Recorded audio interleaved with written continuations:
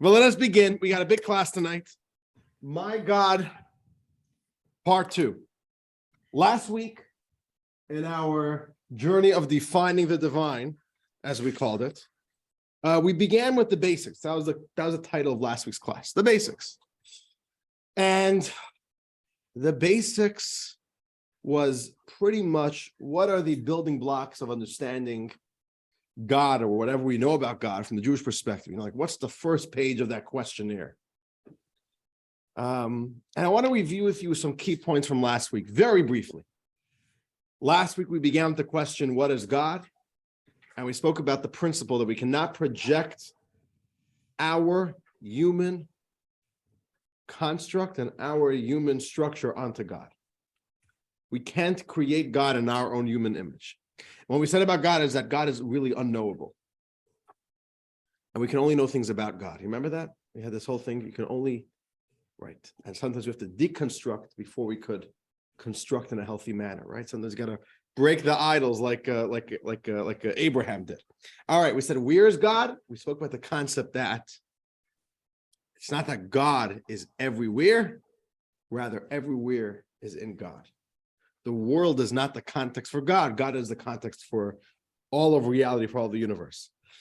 We asked, how did God come to be? We spoke about the difference between a contingent existence. This was a little bit a bit of a philosophical part of the class, versus an absolute existence. If God is an absolute existence, again, we cannot project our human experience onto God. God is a different type of experience.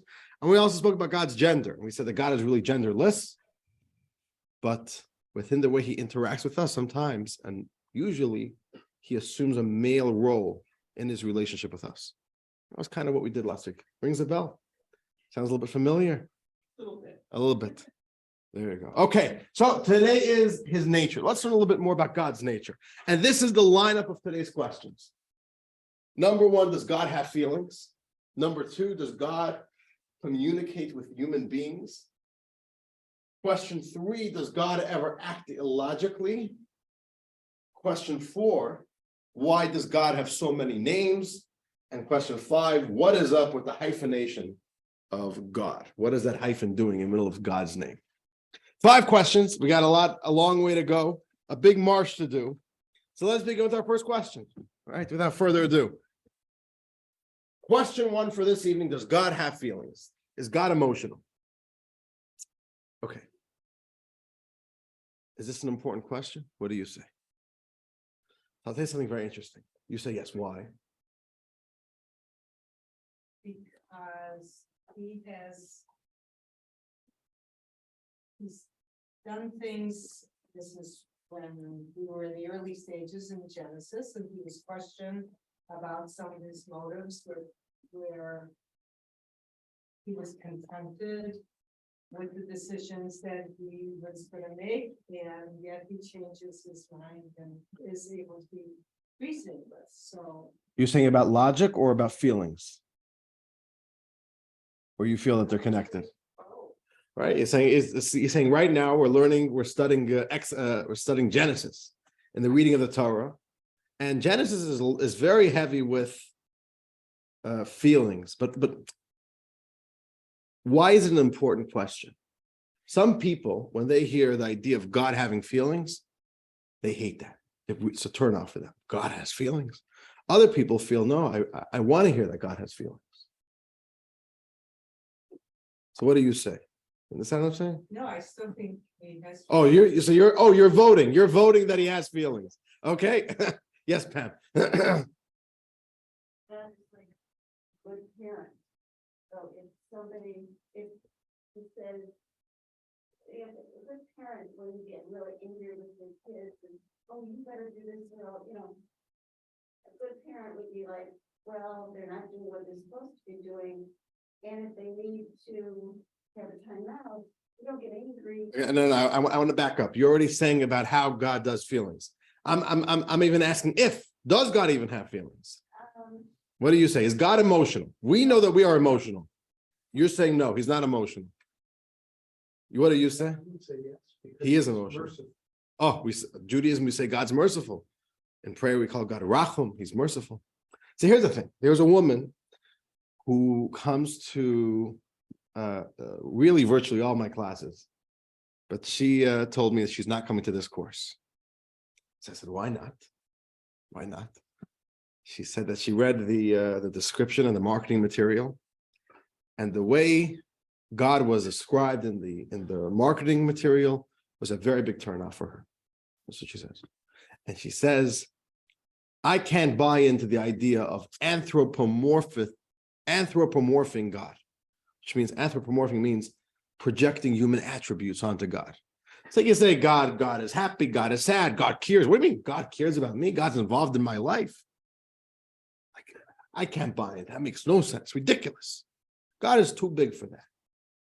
God is too big for emotions. It bothers her. She's like, I'm not coming to class. This whole tone bothers me. So I told her, don't worry, we're just going to be learning what Judaism has to say. Like, you don't have to feel threatened by it. Let's just study. Either you accept it or you don't accept it. I'm not forcing anybody to accept anything. No, she wouldn't come for that reason, which you should know it's a valid position. It really shouldn't make sense that God has feelings. We'll get there in a moment. On the other hand, do you like the sound? No. Well, you tell me. Do you like the sound of God not having any emotions? God couldn't care less. God never gets emotional about me or about the world. Does that sound good? Are you excited about knowing such a God? No, why not? I think God needs us, and if he needs us, doesn't that mean that he has to have good feelings? Right. Oh, so 1 second. If God has no feelings, then that means God has no sense of attachment. And God has no sense of need. Oh, but we say that he does. He does have attachment. Right. So, But that puts us in a weird position, which means I agree with you. Also, people want to hear that God knows them and cares for them and rejoices with them. I'll put it this way. The building blocks of relationships is feelings, right? Feelings is what allows us to interact with the world around us. We could love things, so therefore we want to get close to them or to people. We're scared of things, we hate things. All of our feelings are really vulnerabilities that help us interact and navigate the world. And we want to feel like we're in a relationship with God, and that would mean that God is emotional. God has emotional feelings to me. But it's a bit funny. It's a catch-22. Which one is it? Let's think about it. Last week, the very opening of our class was the premise that God is totally unknowable. God is infinite. God is transcendent. God defies any type of definition.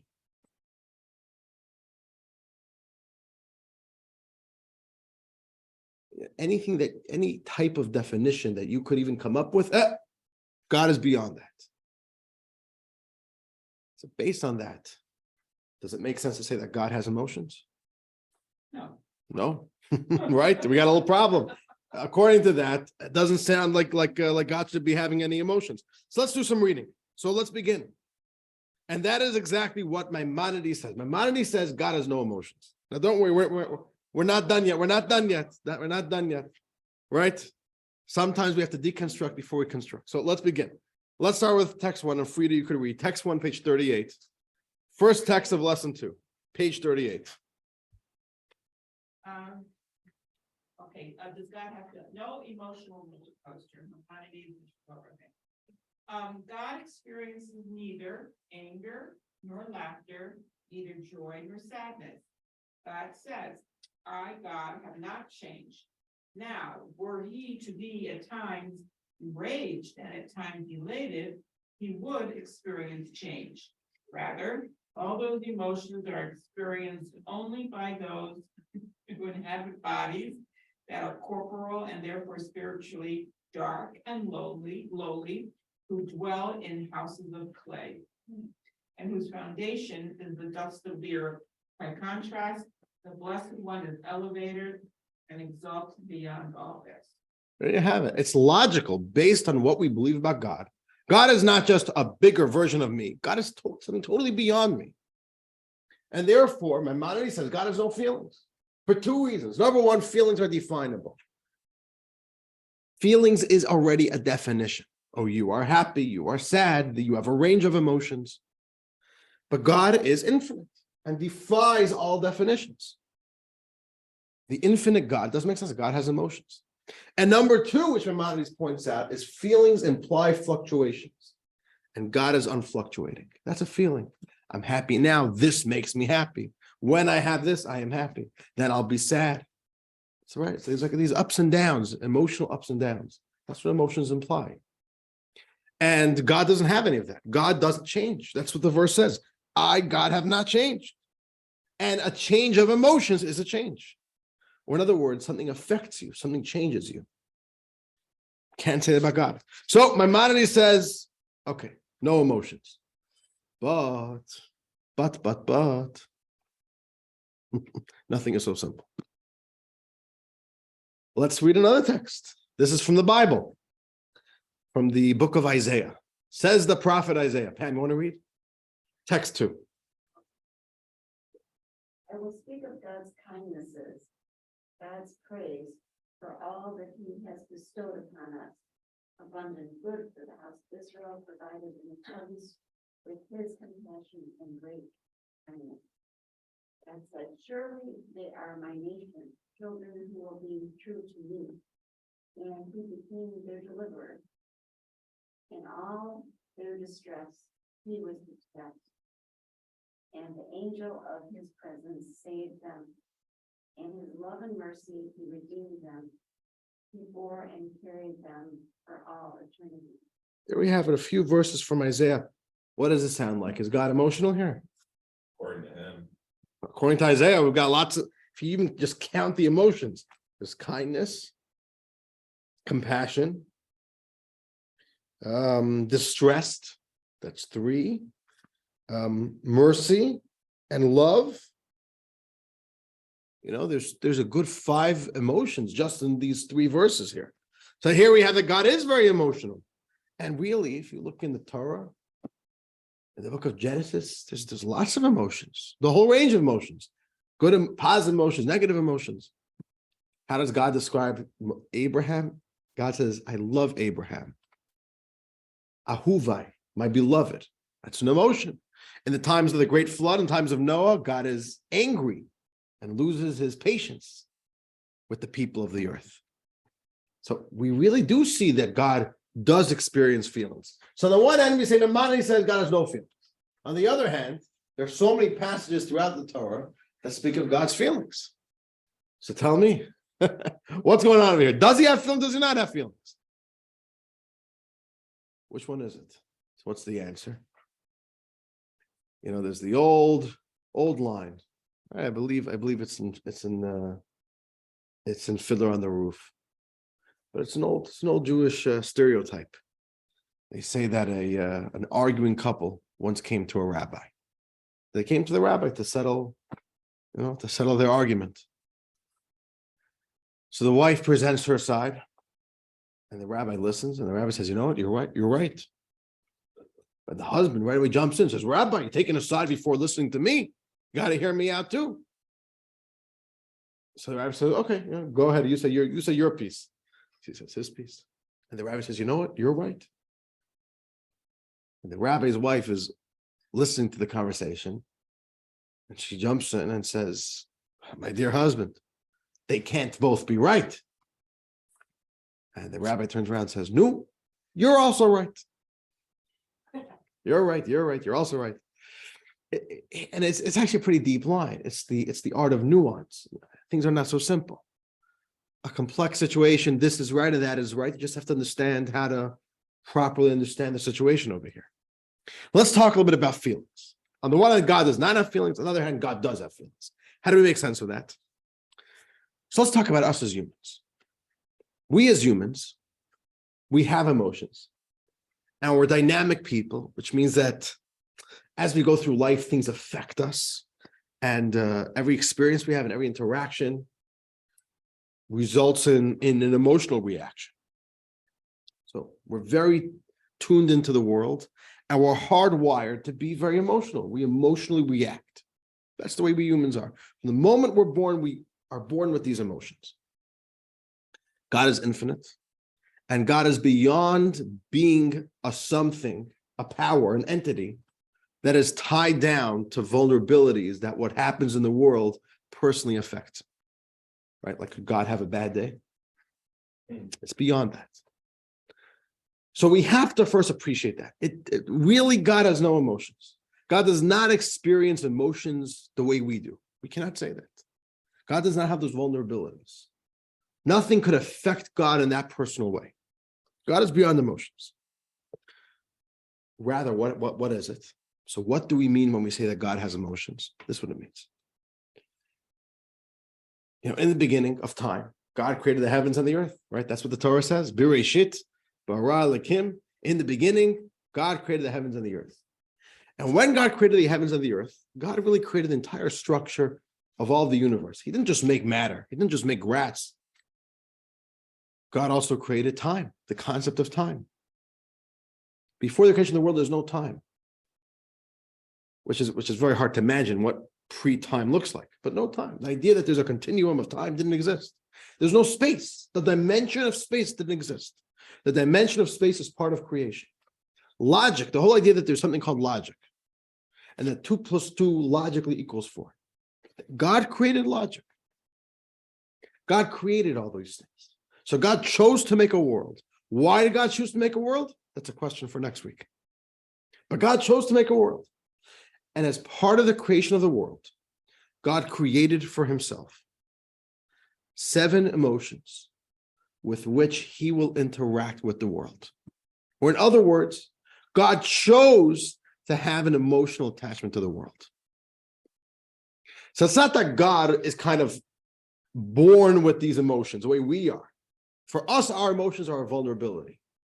We're born with them. It's automatic. If something makes us sad, we get sad. We don't choose to be sad. It's a natural emotion. Certain things turn us on. We like it. We'll love it or we'll hate it. By God, it's the opposite. God created these emotions for himself, and he uses these emotions within creation. He chooses to interact with emotions, which is the exact opposite of how we experience emotions. By us, we are simply stuck to our emotions. And God chose to have these emotions. So God created, or the proper term is called emanated. God emanated from himself 7 distinct, definable emotions. And with these 7 emotions, God created the world and God relates to the world. So let's read this text. This is a text from real hardcore authentic Kabbalah. You want to check out this text? Text 3, page 40. And it describes to us the concept that the 7 emotions that God emanated or created for himself is how God created the world. All right, go ahead. The world was created with the 7 divine attributes, beginning with chesed, kindness. They are kindness, discipline, compassion, perseverance, humility, connection, and sovereignty. The role of the divine attributes in creation is alluded to in the verse, I declare it, let the world be built with kindness. So God created 7 emotions for himself. And by the way, how many days of creation are there? 7 days. 7 emotions, 7 days of creation. Every single day of creation, God introduced into the world another one of his emotions. And if you think about it, God's 7 emotions are really the very fabric, the DNA of all of creation. Every emotion is another force within nature. So for example, the first one, which is kindness, day 1 of creation was an expression of God's kindness. So what's kindness? Kindness is a concept that things could connect. It could be connection between 2 separate entities. The bridge that connects everything with each other. So the reason why in this world, there's a concept of bonding, of closeness, of 2 distinct entities being able to come close to each other, that's the expression of the ingredient of kindness that God imbued into creation. And here's the biggest point. On the 7th day of creation, 6th day, I apologize, on the 6th day of creation, God creates humanity, Adam and Eve. And how does God describe the creation of the human race? God says, let us make man in our form, in our image. What's God's form? What's God's image? Here's what it is. The exact 7 emotions that God created for himself with which to relate to the world, those are the emotions he created us with. So when we say that God is emotional, here's the big point. We are not saying that God is emotional like us. It's actually the opposite. We are emotional like God. Right? You understand what I'm saying? It's not that we are projecting our emotions onto God. It's the opposite. God chose to have these emotions, and he gave us a little bit of a flavor, a little bit of an understanding, albeit in human, right? A human version of these emotions, of what God's emotions are.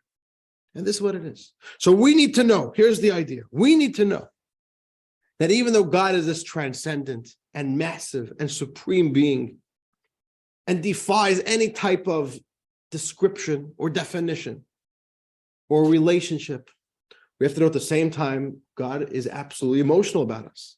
He has feelings for us. He has feelings for the world. And these don't limit him. It's something which he chose to do. God could even express himself in emotions. And we have to know this. We can't be like all too uncertain about ourselves. I don't know. Does God really care about me? I think God is too big to care about me. No, Judaism says we have to know. God loves us. God has expectations of us. God could be disappointed with us. God could be sad along with us. Right? This is what the text says. That in all their distress, he is distressed. He was distressed. It's a very beautiful saying that when the Jews go into exile and the Jews are suffering, God is suffering along with them. So this is Jewish over here. God is absolutely emotional, but in this unique way, not in the human way, not in a way that it's the vulnerability that we're stuck with that limits us. It's the opposite. And the final point here is, by us, because we're humans, we're finite human beings, all of our emotions are limited. We can't love infinitely. We're not capable of infinite love. We're neither capable of infinite hate. Thank God, right? All of our emotions are limited. We're just humans. There's a limit. But God's emotions are boundless because he's infinite. So the emotions that he created for himself are infinite as well. So when we say that God is capable of love, it's a love which is totally unimaginable. It's beyond anything that we even know. And that's the idea. So when we learn the concepts in Judaism, that God says, I love the Jewish people. I love you. You're my children. I love you like a child. We have to appreciate what that is. It's a real thing. That God created emotions and that God says, I love you. The infinite God loves us. Yes. These are all positive emotions. Elsewhere in the Bible, we see God is angry at the Jewish people, and he's described as jealous. Jealous. Next week. Next week, we'll have a whole question just about why the God of the Bible is described as jealous and wrathful. And yeah, very good. Yeah. So, but that's already a little bit of a hiccup, But here's the basic idea. We speak about God's emotions. Let's put that up over here. How do we understand this? God himself is transcendent and unaffected, but God created a world and chose to relate to the world with emotions. And that is the idea. Okay, so let's wrap up over here. And I just want to show you how in your books, at the end of every question, you have a little blurb, or one sentence that gives you a quick, concise note to leave you off with. On page 42, we call it God understanding. Number 5, what's the answer to the question? We say God transcends. God essentially transcends feelings, but chooses nevertheless to love and care and to relate his creations with emotions. There we go. So this is question number 1. I apologize if you're sending messages on Zoom, I'm not seeing it. I'll see it at the end of class. Or you could go ahead and unmute. Although I'm going to have to act with discretion over here. I don't want to get too off topic. So if there's a question that I feel is going to be a little bit too derailing, we'll talk about it at 9:00. Any questions before we move on? I'm just having trouble finding an email with the link to tonight's class text. Ooh, 1 second. Nechama, it could be your book did not come yet. Right. No, I do not have a PDF for tonight. Okay. I apologize. Okay, I apologize. Sorry. I Open the wish I book. would have realized before class. Okay, but you'll probably get in the mail tomorrow, I think. Okay, thank you. You need to look up the track number. Okay, I apologize. Okay. All right. Okay. Let's move on to the next question for today. Is God emotional? It's not just a yes or no question. It's not just a yes or no answer. It gives us a deeper understanding of God's relationship with the world. Moving on to our next question. We're going to ask, does God communicate with human beings? Does God communicate with human beings? So communication is the number one ingredient in relationships, right? Every relationship professional is going to tell you, you communicate. It's the most essential ingredient. It's the bread and butter of every relationship.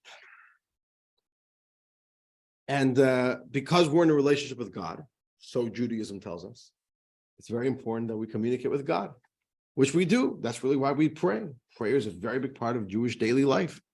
A Jew is meant to speak to God 3 times, right? So we communicate with God through prayer. Then it becomes a question. Communication is a two-way street. Except we're communicating with God. Does God ever communicate back to us? Is this one way over here? They say the story. Again, this is just typical Jewish joke setups. It's all the same. A couple shows up to a rabbi, and they're married for many, many years, a few decades. The wife schleps the husband to the rabbi. The husband has no clue what's going on. And she tells the rabbi, I demand a divorce. I want you to officiate our divorce right now. So the rabbi looks at the husband and says, do you know what's going on over here? Are you aware that there's issues here in your marriage? And the husband says, I've got absolutely no clue. I don't know what we're doing here. I don't know what just went wrong. So the rabbi turns to the wife and says, what's the problem? So the wife says, my husband doesn't love me. And I can't be in a marriage where my husband just simply doesn't love me. That's it. I want a divorce. And the husband gets so deeply insulted, turns to his wife and says, what? I don't love you? Don't you remember 33 years ago, we stood together under the chuppah, under the wedding canopy? Yeah. Don't you remember I told you that I love you? And she said, yeah. She said, no, did I ever tell you that I changed my mind? No, that's the way it works. Communication is real. There has to be communication, or else what happens? So this is going to be the question here. If we're in a relationship with God, does God ever communicate to us? This is a very important question. Now, I'll be honest with you. I've personally never had God show up one day knocking on my door, a big thundering voice. I am God. I want you to do this. I want you to do that. I don't know. So it's a troubling question if you want to think about it. We're in a relationship with God. Where's our communication? What's going on? So I want to take you, there's multiple layers to this answer. There's multiple steps. So let's begin the journey. Does God communicate to us? Judaism says an emphatic yes, absolutely. There's communication from God. Maybe it's not the way you would like it to be. There's no checks showing up in the mail from God. There's no phone calls, but there's communication. We have to learn about it. Let's begin. And we'll begin more general and slowly make our way more personal. Number one, we have to appreciate something about the Jewish people. And the real truth is, it's such an underappreciated aspect of our belief system. At the beginning of time, at the beginning of the Jewish people, right now, at the beginning of time, at the founding of the Jewish people, how did Judaism begin? By a mass revelation, mass communication of God to every single individual Jew. We don't know the exact number, but about 3 million Jews stood by Mount Sinai and literally saw God face to face, directly, experienced God. Now, I don't know exactly what that must have been like, but it was definitely very overwhelming. That we do know. It was very overwhelming. And God showed himself to the Jews. God did not want that the Jewish religion, the Jewish faith, should be a belief system based on trust. Well, you know why we believe in Judaism? Because Moses was a pretty good guy and he said that this is true. And he saw God. So we trust Moses. No. God didn't want that. You're not trusting nobody. You don't trust prophets. It's direct. Every single Jew was there, was a witness. They're part of it. That's what God wanted. And if you think about it, it's a very powerful thing. None of us, unless you're a convert. If you're a convert, then you don't have a line going all the way back. But every single Jew, why do you believe in God? Why do you believe in Judaism? It's not because you believe that, we trust Moses, we trust Joshua. No, it's not, there's no trust. It's because your own ancestry was there and witnessed it themselves. Your own Bubby and Zaidi entered into relationship with God on Sinai. It's personal. They didn't have to believe anybody. They didn't have to buy into anybody else's story. God spoke to me, and I've committed to God that I'm in a relationship with him. And they taught their children, and they in turn taught their children till today. Let's read this text. Text 5. Moses is speaking to the Jews, a quote from the book of Deuteronomy. You want to read it, Ari? Page 43. Ask now regarding the early days that were before you, since the day that God created human beings upon the earth, and inquired from every people from one end of the heavens to the other end of the heavens to determine, was there ever an event of this magnitude, or has anything similar to it been heard of previously? Did ever a people hear God's voice speaking out of the midst of the fire as you have heard and remain alive? So Moses tells the Jews, ask other people. Did anything like this ever happen before? Why aren't you appreciating that you experienced God speaking to you? And we once did a whole class about this. I think some of you may be there. Last summer, not this past, a bit over a year ago, we ran a course, Judaism Decoded. And the last class was about this phenomenon, the power of mass revelation. And we discussed there that no other religion, and there's been hundreds and hundreds and hundreds of religions and cults over the past many thousands of years, not one other religion ever made the claim of mass revelation. Nobody. Not because they didn't want to. It's a wonderful claim to make. It's just such a preposterous claim to try to advance. It's so easy to debunk. All religions is a trust system. Trust somebody that they saw something. That's really what every other religion is. Only Judaism, the only religion that says there's no trust. Everybody was there. That entire generation, 3 million people, men, women, children, scholars, laymen, the janitor, everybody saw. Our sages say every single soul was there, and it made a very deep impression upon every soul. And our sages say that really in the heart of every Jew, there's tremendous faith because they were there. It's a subconscious feeling, it's a subliminal thing, but every Jew was present at Sinai, witnessed God, and that was really the beginning. God communicated directly with every single Jew. So let's put that up over here. Number 1, communication. We got the 10 Commandments, and the entire experience of Sinai was the very founding of our religion, the very founding of really our existence as a Jew on a very personal level. And that's the first step. Okay, number 2, from that moment, God also began instructing us what we call the Torah, the 5 books of Moses, which are instructions, which are values, which are life lessons, directions for every single area of life. And there's no part of Jewish scholarship that we ever study that is not rooted in the 5 books of Moses, the communications from God.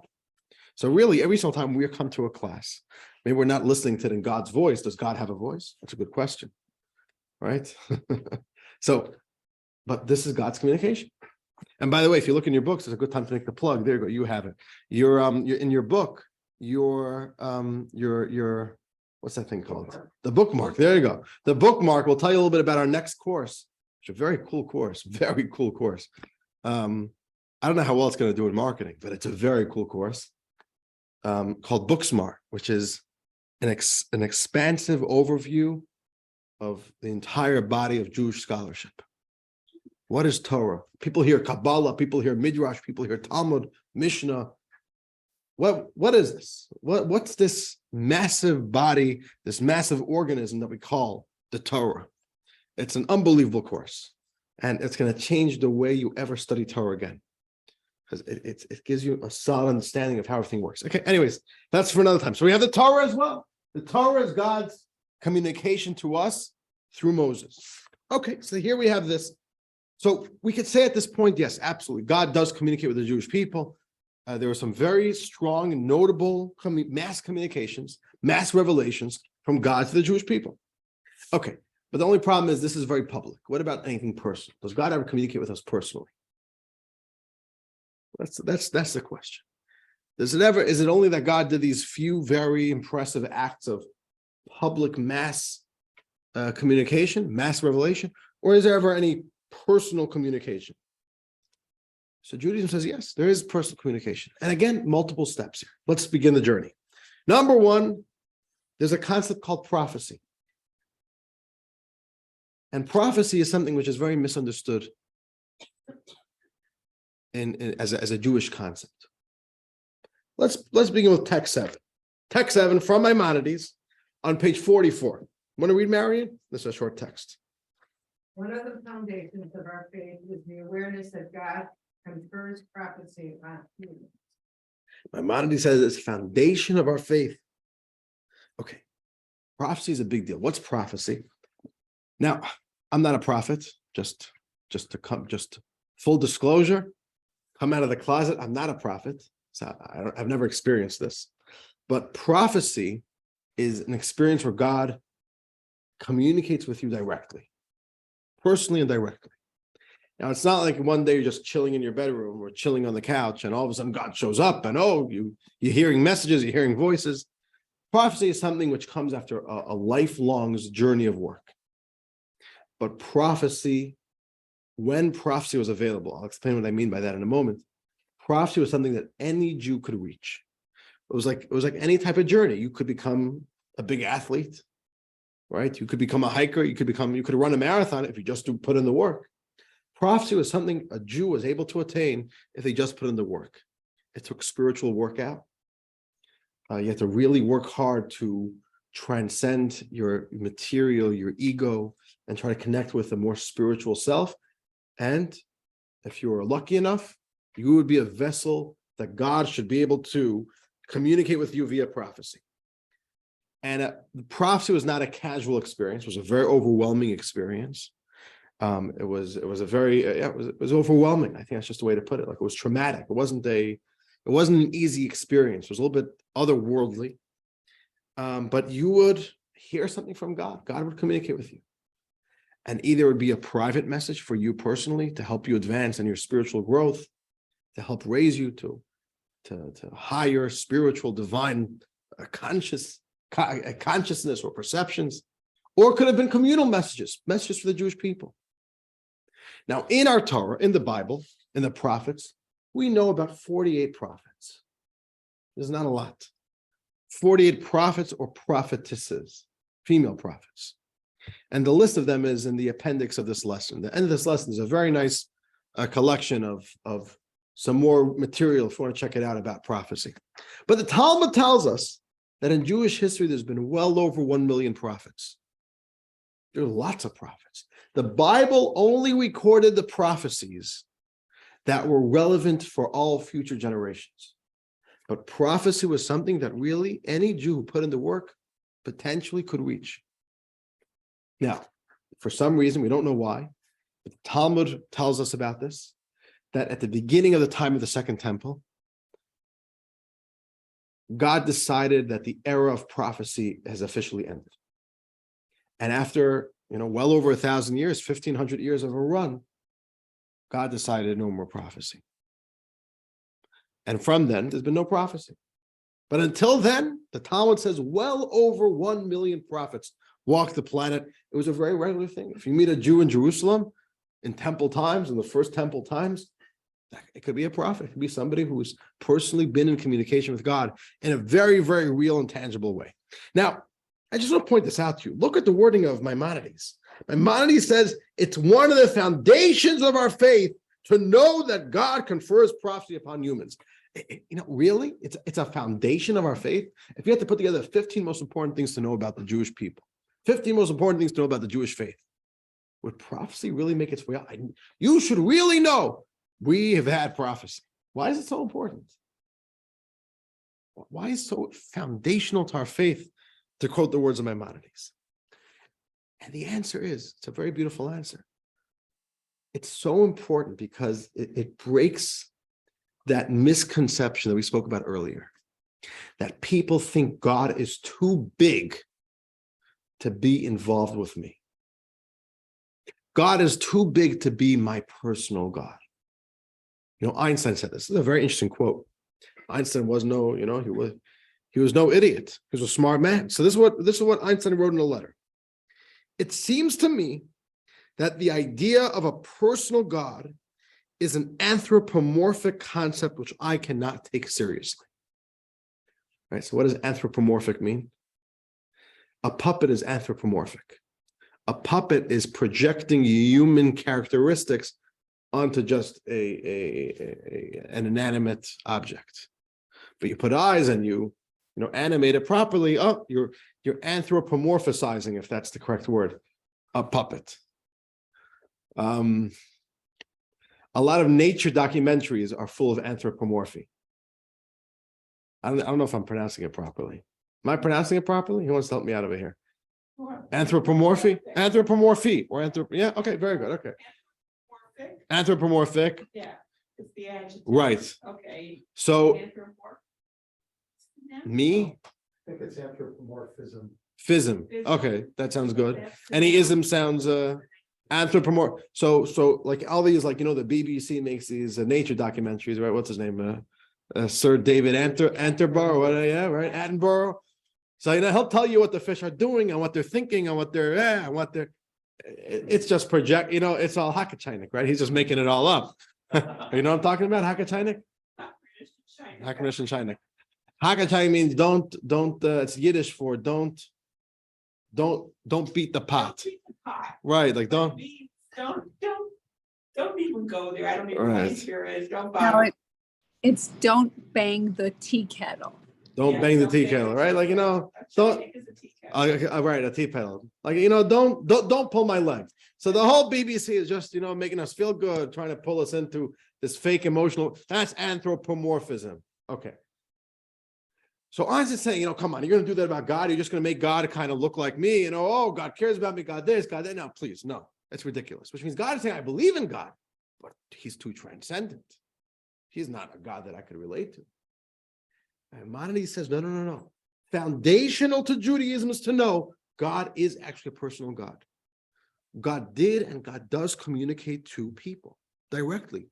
God is invested in people's personal lives.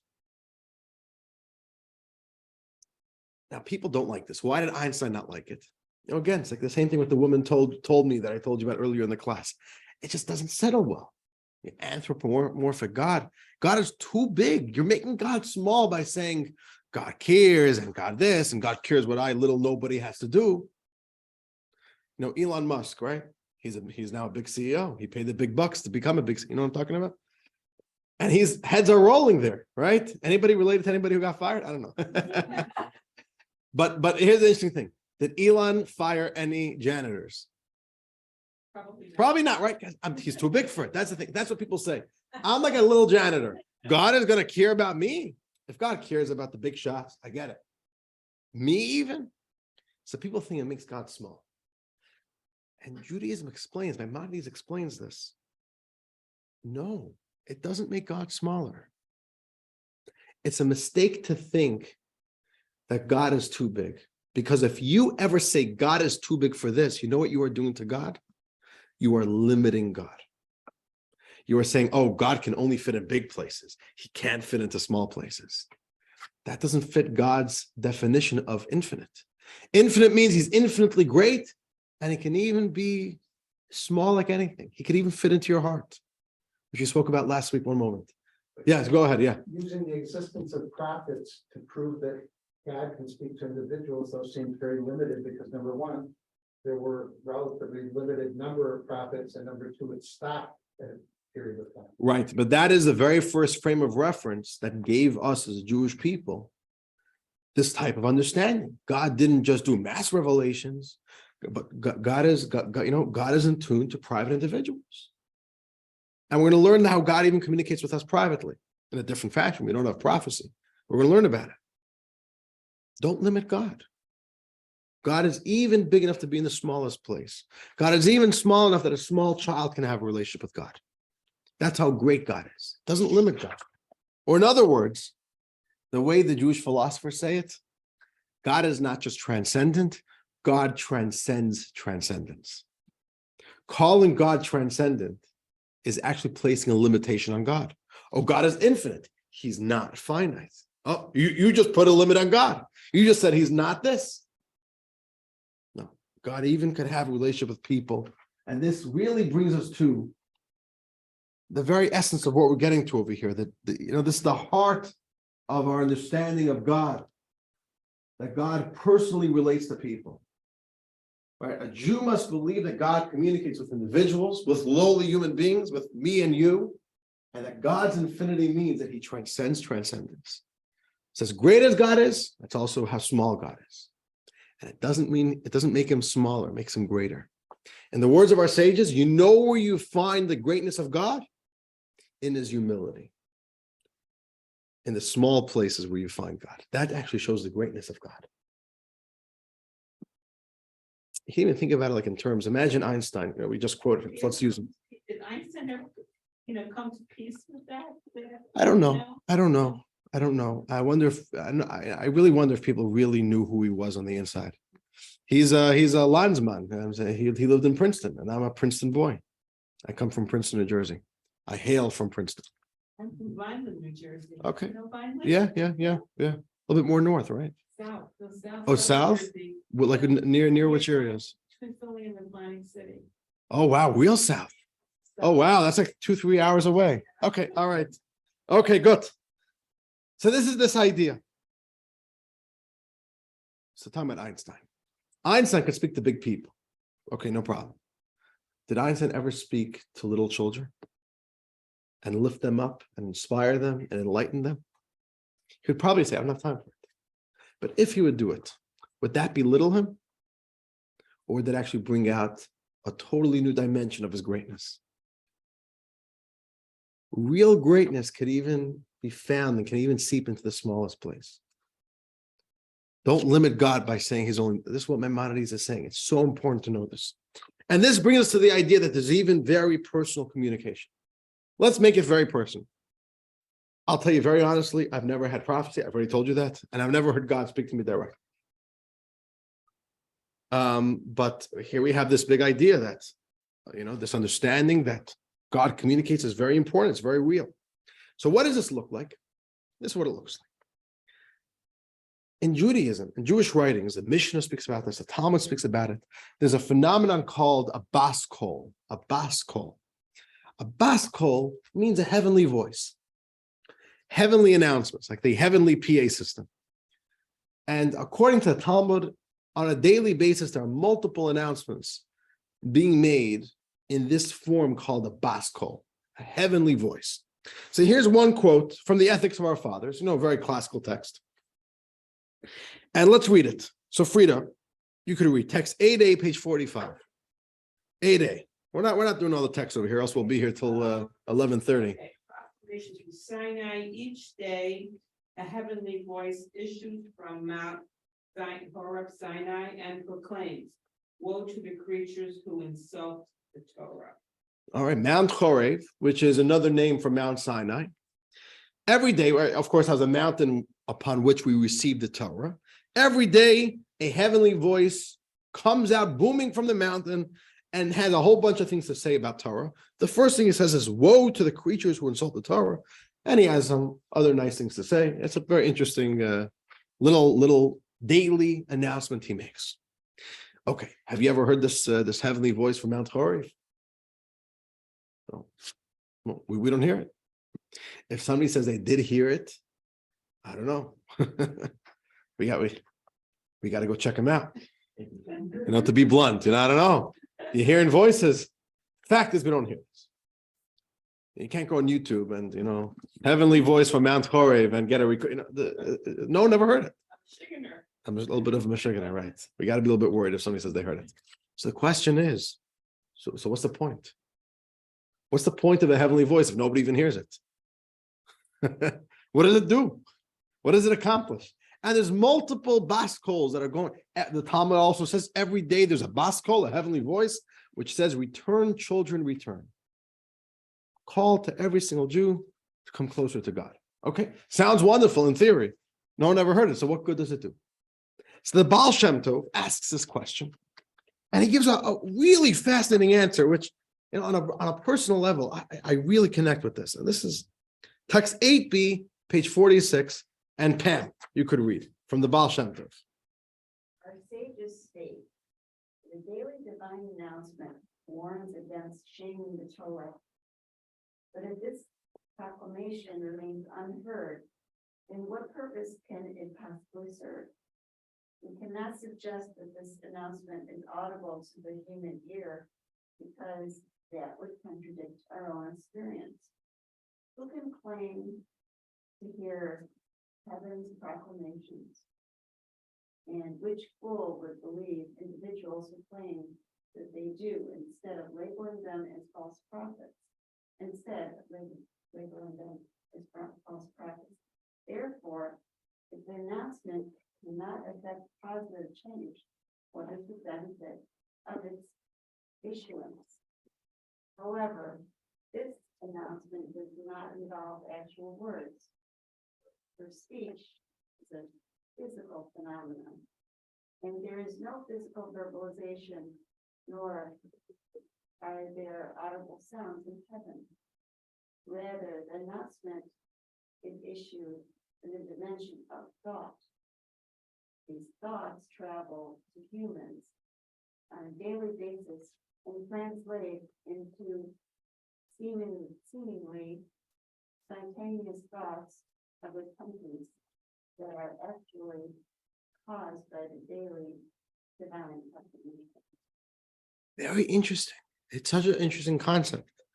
And it's very interesting because it's on a personal level, it's like inspiring to be able to identify these moments. Have you ever felt, very unexpectedly, with nothing compelling you to feel that way? All of a sudden you woke up one day and just out of the blue, you feel the certain urge of inspiration, this surge of inspiration, a desire to shake off the dust. Let's become a better person. Let's make a positive commitment to be better, to a little bit grow, internal change. In whatever form it is, whatever, like this really strong impulse to become a better person, get rid of an unhealthy habit. And maybe it's a moment where really change does start happening in our life. But it's like totally out of the blue. It's not like you went to Israel and you were by the kotel and I was inspired by the kotel. We're not talking about that. We're talking about one of these inspirational moments out of nowhere. The Baal Shem Tov says, you want to know where that comes from? That is from the heavenly voice. You see, the heavenly voice, it's not a physical voice, and therefore our physical five senses don't sense it. It's a spiritual sound wave, and it's a sound wave that the soul could pick up, and the soul picks it up. The soul hears it, and in the right time, when we're sensitive enough, we could hear it. It's subliminal, right? It's not like we could hear with our five senses, and it changes us. And this is the idea. That's a daily communication from God. It's subconscious. It's not very direct. It's not blunt. And we'll talk in a moment. Why is that? Why doesn't God speak to us bluntly? Why is it being done so subtly? But this is what it is. That God communicates with us this way. And, on a personal level, I could tell you, and I'll be vulnerable with you. Last year, just around this time, December of last 2021, I really, there was like a day where I really had like a very strong, it was like very unsettling even. It didn't give me rest, like a very strong urge to be better. And from there, I made certain, and I was very impulsive. I made like certain decisions and resolutions to become better. Until today, I'm still riding that wave. And it's a very inspiring thing to know, that's what happened. There's a moment where you were able to get this push from behind that you didn't create. It's not like you did the hard work to become a better person. It's just a surge of energy that's beyond you. And this is what it is, a baskol, a heavenly voice. And it's very inspiring when you see it. And as a rabbi, sometimes I see it. I'll just tell you briefly. There's somebody who I know, an individual, who a little while back, he told me, lives in Bloomfield Hills. He told me that one day I get an email from him. So I knew him a little bit. I didn't know him that well.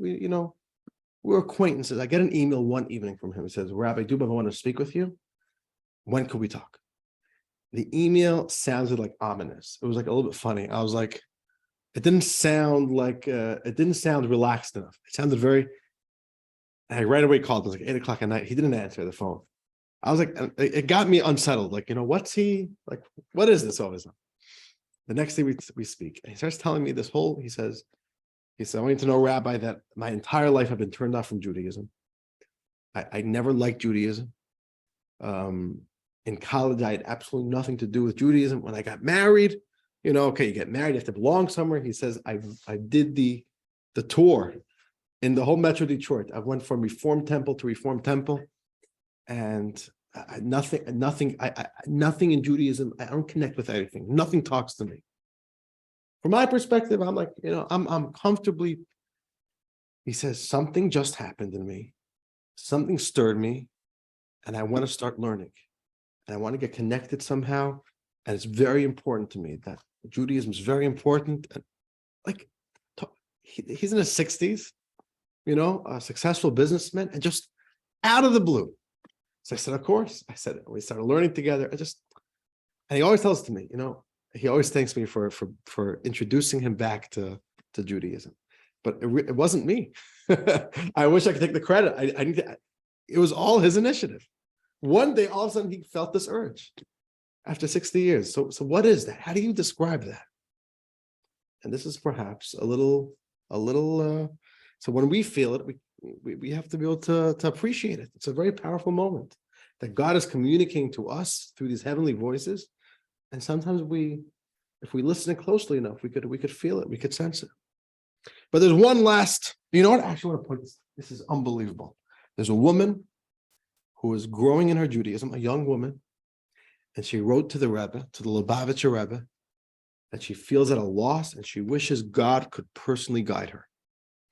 She wrote, like, it's not fear. She has so many dilemmas and struggles in life. What does the Rebbe write to her? It's not the best quality. This is the Rebbe's handwritten note back to her. I'll say it in Hebrew and then I'll translate it. The Rebbe said, Hashem medaber yosher, underlined, linish masa. God is speaking directly to your soul. And in parentheses, v'zeh umizeh neifeles lo achlotes toivos. And these messages from God result in your good resolutions. Which means, do you see yourself growing? Do you see yourself being inspired? That is the result of God speaking directly to your soul. So it doesn't go through your ear. So you're not going to hear it. You're not going to be able to see it. It's not within your five senses. Very, very powerful. God says God's speaking directly to you. One last comment on this before we move on. We still have 3 more questions to do. We don't want this to be a long night. Okay.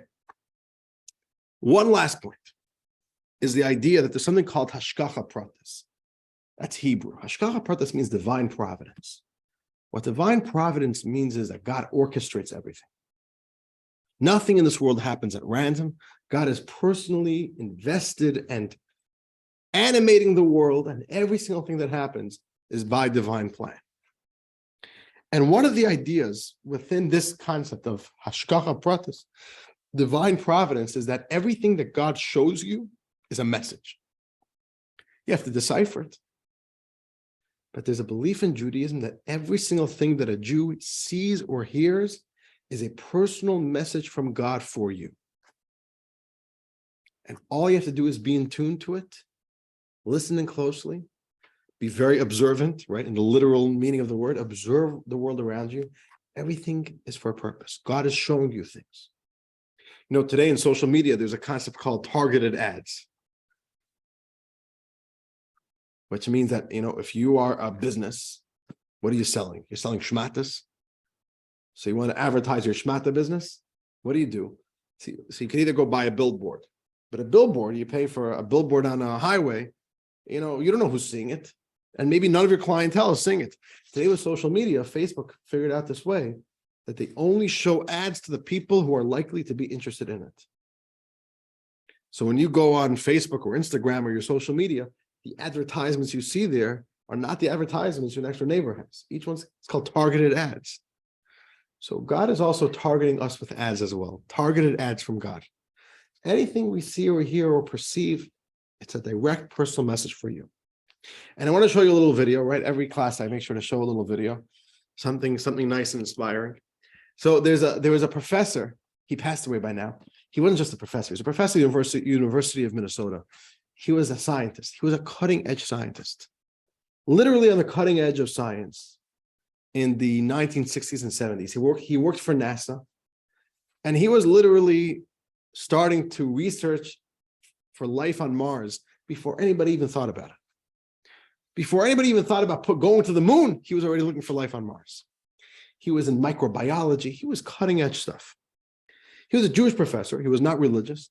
He started coming closer to Judaism through the Rebbe. He met the Rebbe. Very unbelievable story, and a very colorful individual. Melville Green was his name, or William Green, Bill Green. That was his, but he really went. He went by Melville. And Melville Green, you should look him up online. He's such a fascinating individual. Melville Green, the first time he met the Rebbe in the late 60s, I believe, the Rebbe told him about this principle. Everything that a Jew sees or hears is a lesson, personal lesson for you in your life, in your spiritual life, in your life as a Jew. And the Rebbe said, this is true about every individual, about every Jew, but how much more so about you? The Rebbe said, you have the most interesting life. All of us just doing our little business, we're running life, we go shopping, you're looking for life on Mars. There said you have such a fascinating life, and you have so many lessons to learn. So the Rebbe told Melville Green, I want to ask you a little favor. Start keeping a journal, a diary. Anything interesting that intrigues you, write it down, and try to decipher what message, what lesson God is teaching you through this thing. And the Rebbe said, if there's ever something that you're having a hard time, you're finding it difficult to decipher the message, come back to me, I'll help you out. And he did that. He started keeping a diary. And after he passed away, his children published it. It's actually it's a great book. It's a very easy, it's not heavy. Sometimes you read books from professors and it's it's you can't even get past one sentence. The whole thing is already breaking your teeth. This is very light, very quirky. It's called Curiosity and the Search for Truth. Beth, I think I suggested to you to get the book. You know what I'm talking about? Yeah. Okay. So that's okay. I don't know if you actually got it. Okay. I really like it. It's a unique book.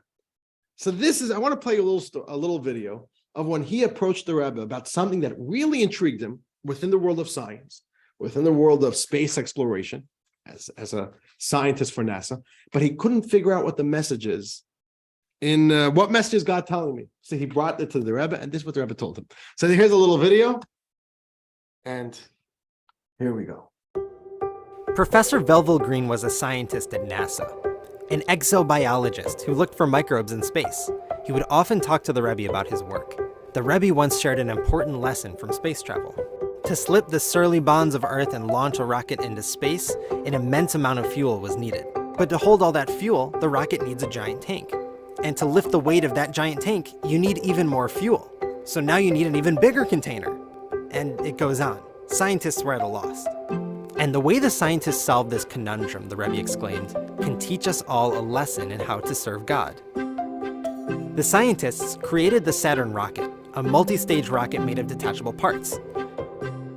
The biggest fuel tank does the heavy lifting. Once that tank has served its purpose, it's now dead weight, so it's jettisoned and the rocket leaves it behind. The lighter rocket continues to be propelled forward by the next tank. When that tank is used up, it detaches as well. This three-stage design is what allowed astronauts to leave Earth's gravity and finally reach space. And what can this teach us?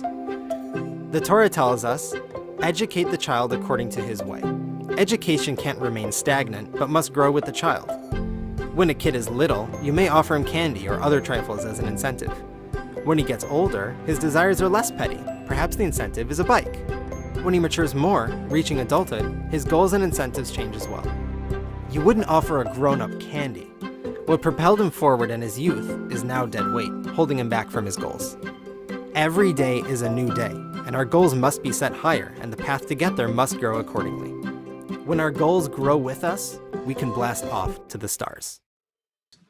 Sometimes what was beneficial for us yesterday, today is dead weight that's holding us back. Sometimes we have to let go of what we had yesterday to allow for further growth. It's very deep. There's a lot to discuss there. Okay, but not for now. So that's one little thing where the Rebbe showed him. Okay. One final note before we move on. I have a little question for you. If God communicates with us and we see there's prophecy, there's this heavenly voice that speaks to our soul, and God, even in physical phenomena, everything that happens is God's targeting us with messages. Why is God beating around the bush? God wants to speak to us. Come talk to us directly. And this is something we're going to explore more in later classes, later questions. The concept that God deliberately doesn't overwhelm us with his presence. Because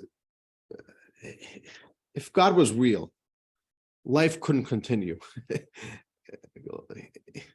If God was so apparent, life would not be able to continue the way we know it.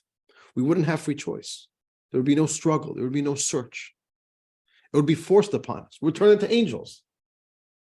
If it would be too overwhelming, the reality of God. If God really spoke to you, we wouldn't be able to wake up tomorrow and look the same way we look today. It would totally overwhelm our senses. It would rob us of our free choice. So God deliberately stays back and doesn't force himself upon you, doesn't force you to be in compliance, and gives us a space to be an autonomous human being with free choice. It's like that we can use our own choice to enter into a relationship with him. Okay, but that's a deep idea. Okay, dear friends, we have about 15 minutes left and 3 questions to do. So listen, we'll start. We'll have to maybe cut it a little bit short. Let's move on now. So, question number 2, let's just answer the question concisely. Does God communicate with human beings? And the answer is yes, through the Torah, through the prophets, and even us subliminally, as we've learned. Question number 3 for tonight, does God ever act illogically? Does God ever act illogically? Does God ever act logically? Who said God is logical? Is God logical? Is God illogical? It's an important question because one has to have a little bit of historical context to appreciate this concept. You know, we learn about Abraham, our father. Abraham, our father, was an absolute extremist. That's literally his name. You know, the name that Abraham was given when he walked the earth was Avraham HaIvri, Abraham the Ivri. Till today, Jews are called Ivris. It's one of the names of the Jewish people. What does Ivri mean? Ivri means he was on the opposite side. He was an extremist. The whole world was on one side, he's on the opposite. He really was a radical. He really was a revolutionist. What was so revolutionary about what Abraham brought to the table? So we all know Abraham's big message to the world was monotheism. There's only one God. So what did people believe in the times of Abraham? What did they believe in? Did they believe in no gods? No. It was a pagan society. People, they were pagans. Pagans believed in many gods, tens of gods, dozens of gods, hundreds of gods. I don't know, however many gods you want. They believed in gods. The concept of gods was not foreign to them. That was not what made Abraham weird and radical. Abraham said, no, there's not 10 gods, there's not 20 gods, only one God. And that turned everybody off. If you think about it, what's the big deal? So you said there's 20 gods. Somebody else says there's 300 gods. This guy says only one God. Why does that bother you? Why did that pit him against the entire society? And what we realize is it's not just a number game. One of the key messages that Abraham brought to the table, which then society, it was such an alien idea to society, was that God is a present, purposeful, intentional designer of the world. Let me explain. If you read pagan beliefs, not like I'm a big theologian of pagan theology, but a little bit I read. Basic to pagan theology was that there's a bunch of gods which are in perpetual war, perpetual conflict, and perpetual competition. They're all very power hungry. And there's like a bunch of gods competing with each other. So there's a god of land and there's a god of the sea, there's a god of land. And they're fighting. And when the god of land wins, on that space forms an island. So went common wisdom, which means nobody is creating islands. Islands are simply the casualty of war. And if the God of rain mates well with the goddess of earth, be good crop this year. And if the God of rain wins, there's going to be big floods this year. You know what I'm saying? So nothing in this world happens because it's meant to happen. Like we say, like, things happen for a reason. Trust the process. No, there's no process. The pagan beliefs were, we live in a world of chaos, chaotic world. No one knows anything. We are at the mercy of a bunch of wild, hormones flying kings, gods. And sometimes we're just caught in the crossfire. So sometimes we're lucky, we're in the right place in the right time. We happen to be near the God which is winning. Sometimes we are in the wrong place in the wrong time. But no one's looking to make my life better. No one's making my life worse. We're literally just caught in the fire of these big mega gods. Abraham comes along, and Abraham championed the idea that God is not just a God, this big guy in the sky. He's a personal creator of the heavens and the earth. He's the active designer, the active orchestrator, intentionally, meaningfully, purposefully creating and designing the world. And that was radical. Nobody ever even entertained that idea. The Jews were really the ones who brought that concept, that what God is logical. Logical is a very weak word, for lack of a better word, but God is meaningful. The way God acts to us, the way God designs the world, everything is meaningful. And we even see that in creation. God made the world with such an inherent sense of logic, of predictability. The world is not random. The world is not chaotic. We could learn the rules. Oh, there's 4 seasons, 7 days a week. It feels good to live in a world of predictability. And we could tell things run by a design. There's laws of nature. And it's a very important premise in understanding God, is that God is logical and acts logically. And it's not that there's a God who's totally detached from us, and whatever happens here is just, too bad on us that either we're enjoying life or just, bad day. The only problem is, and I want to talk about this briefly, is that things happen in life. And even if we believe in God and we believe that God is running our life personally, things happen that sometimes really hurt, that sting us, and that challenge our belief that God is there and that God's taking care of us. When there's a senseless tragedy and we say, where was God? Why would God do this? God couldn't have done this. And we find ourselves wondering, is there a logic to any of this? If God did it, what was his reason? Why is God doing it? So I just want to share with you one thought on this concept, but we're going to be talking more about evil. How do we reconcile God with the existence of evil? That's a question for next week. But I just want to read with you this one text. And this one text says we have to understand, we have to appreciate the idea that God is always logical. Everything's for a reason. Sometimes we just don't get to appreciate that reason, but we have to know the reason is there.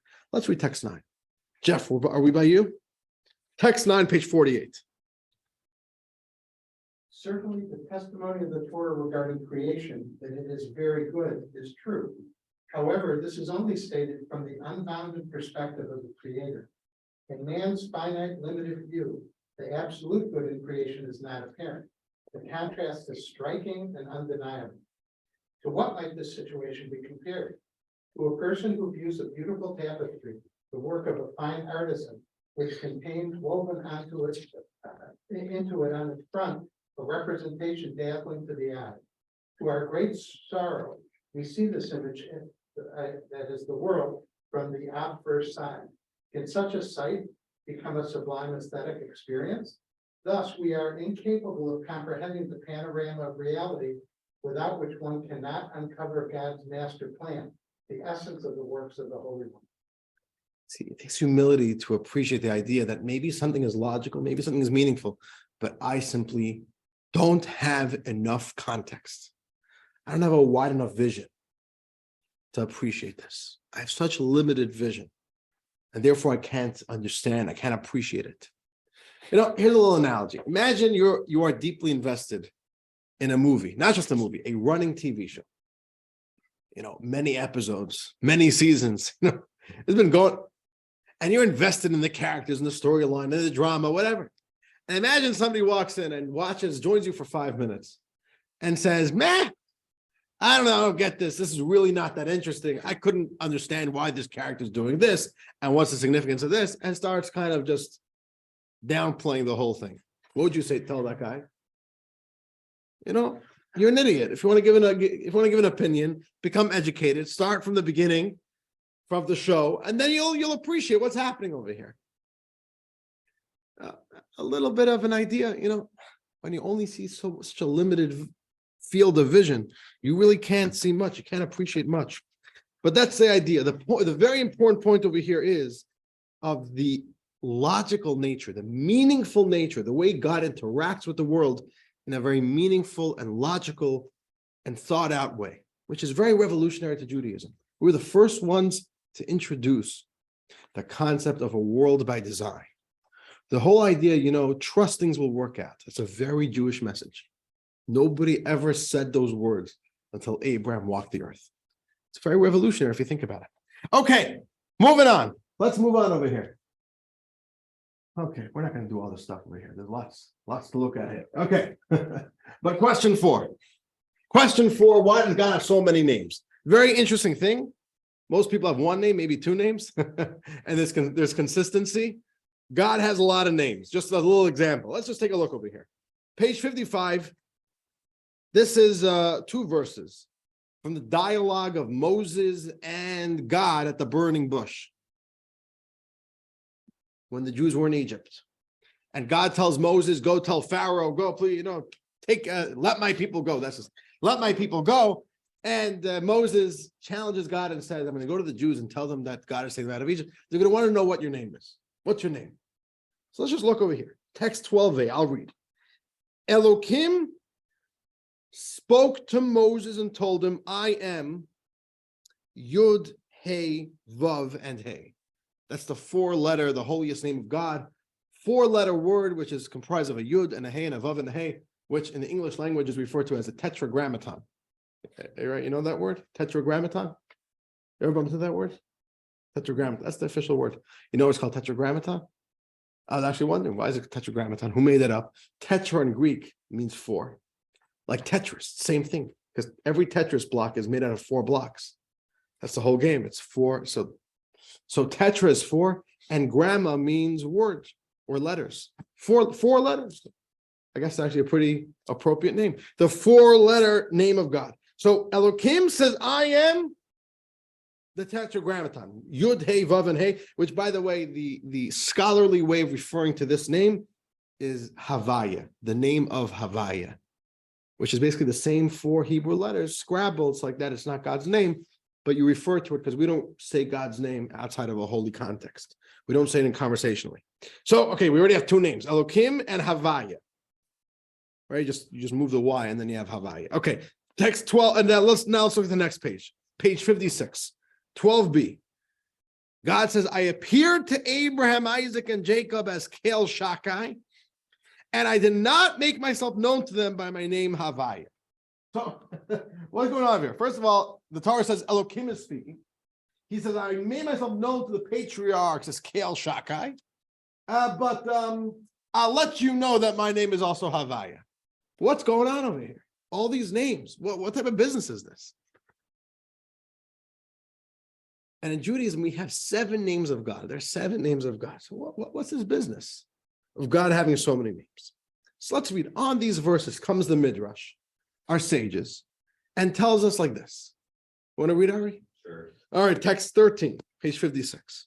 God responded to Moses, Asher, I be what I will be. Yeah, the whole text. Rabbi Abba ben Mamal explained, God told Moses, you are seeking to identify my name. My names reflect my actions, and I am therefore known at times as Kel Shakai, Zivaot, Elohim, or YHVH. When I judge my creations, I am called Elohim. When I wage war against evildoers, I am called Zivaot.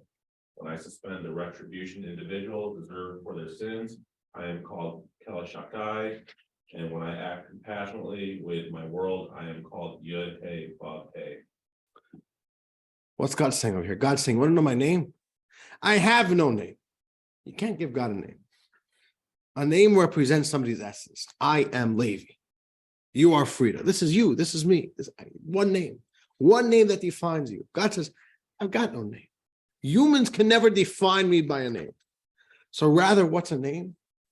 A name is simply how we describe God in a specific mode of behavior in relation to the world. We learned earlier at the beginning of today's class, God created 7 emotions for himself with which he interacts with the world. And these are 7 different modes of God relating to the world. When God relates to the world in one way, we refer to God with one name. A different way, it's a different name. Or not, to put it differently, the names of gods are not a noun. They're not even an adjective. They are a verb. It's simply telling you what he's doing. Telling you what mode he is present. Like think about somebody who you don't know their name, you're trying to get their attention. So what do you say? Hey, you, with the red shirt on. The one eating popcorn. You know, what do? You see, you have to start, you describe them by what they're doing because you have no other frame of reference. And that is how it works in Judaism. We have 7 names of God, and we're not going to go through this right now on page 58, on page 59. You have here a beautiful table, very informative, of the 7 names of God, what they all mean, what they all represent. And each of the 7 names are not just a name for God, but give us information about God and about what God is doing to us and with us in this world. And when you study and you understand which names are being used at the right time, especially in biblical verses, it actually sheds a lot of light to this concept. And this brings us to the final question, and let's knock it out. What's up with the hyphenation of God?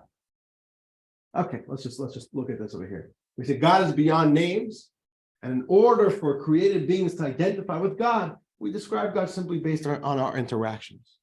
But that's it. Okay.